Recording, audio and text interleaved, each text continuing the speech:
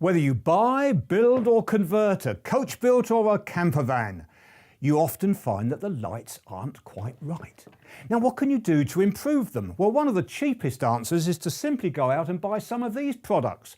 £3.50 this one, and this one was something in the region of £7, including the batteries. No wires to connect, simple. But you might want to do work on existing lamps, and some of the lamp systems and the lights you find in older vans are the fluorescent strips. Don't take much electricity and they're easy to sort out if the tube goes wrong.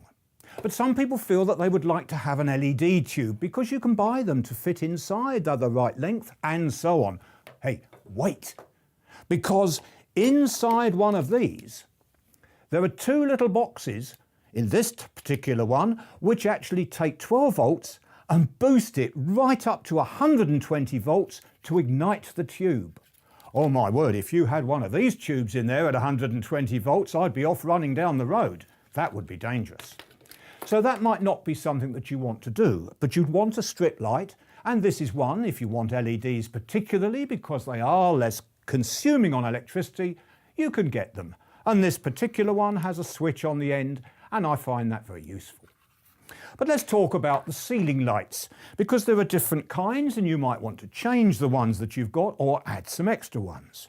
Well, to begin with, of course, they come in all sorts of colours, and they will come in types like this where it actually fits into a hole in the top of the ceiling, and you've got to cut that hole.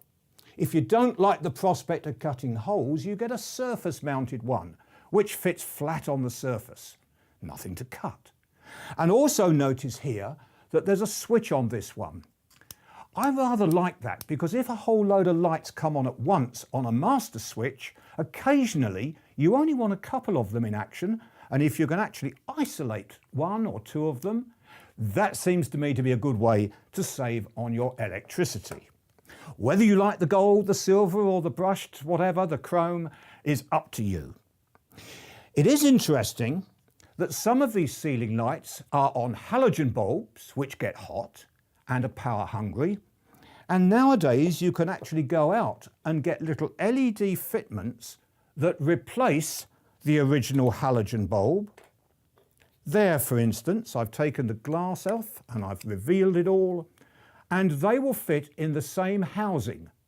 But be careful, because they have tiny little pins, and when you break those off, you're wasting an awful lot of money. So some thoughts for you. Let's talk about reading lights. Now, when I built my coach-built motorhome, I do like to read in bed. And I fitted these quite close to the pillow because I like to illuminate the page. Oh dear, did I realise that I'd bend over, I'd lean over, I'd twist and turn and smash this off. So these had to be replaced. Look what I used. All right, I don't like the gold one, but you might. I like the silver one. But it's one of those sorts of lights which uses the old car type tungsten filament bulb. And I know the purists will say, uses a lot of electricity, John. Not so good as a modern light. Yeah, but hang on a minute. I only read for 5 or 10 minutes before I'm fast asleep. So that electricity bit, frankly, doesn't matter too much to me. So there we are, and equally the tungsten filament bulbs, which look like that, can be replaced with an LED version if you want to save on the power. Just be careful and check the end fittings because sometimes they are different and you end up buying the wrong one.